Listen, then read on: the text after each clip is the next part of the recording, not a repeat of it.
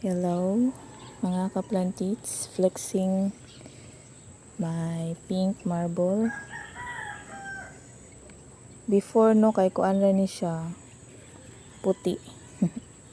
Pagpalit na ko ani puti ni siya color. Then na-expose sa sunlight nga 80%, na inani na siya nag-pink. So gwapa gid siya oh.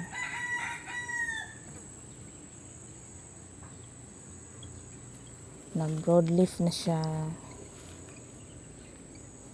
Nindot gid ba sa ang kuano pot, nindot pud.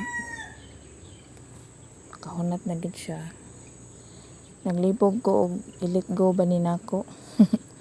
Nanamagod siya kuano paggawas nga spadix. So mag mother plant na ni siya pohon. Mana nga kuan kani marag maglisod pug kog litbo ani kay neon pink man gini siya. Bangag-bangag lang ni siya kay grabe ang snail. Then napasagdan nako ni siya og pila ka months. Ni ganing ni dako ra siya og unique pud ni siya og color. Na mas kuan colorful to siya pero kani pud lahi pud ang beauty. Takabaloan ni pagdako pag yun kay ani.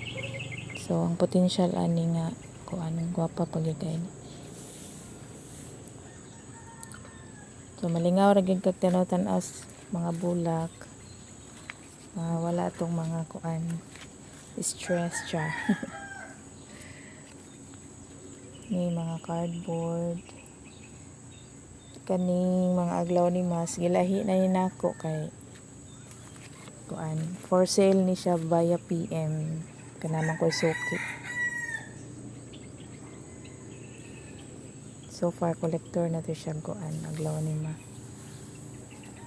Kani di ko sure ani sa ID. Kalimot man ko sa ID ani. Pero gwapa siya oh.